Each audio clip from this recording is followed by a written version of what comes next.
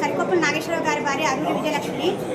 నేను సూర్యాపేట జిల్లా నేరేడ్చర్ల మున్సిపాలిటీ 14వ వార్డులోని జనసేన అభ్యర్థి రాజగ్లాస్ గుర్తుపై పోటీ చేసి 29 ఓట్ల మెజారిటీతో గెలిచాను. నా 14వ వార్డు సభ్యులందరికీ పేరు పేరున శిరస్సు వంచి కృతజ్ఞతలు తెలియజేస్తున్నాను.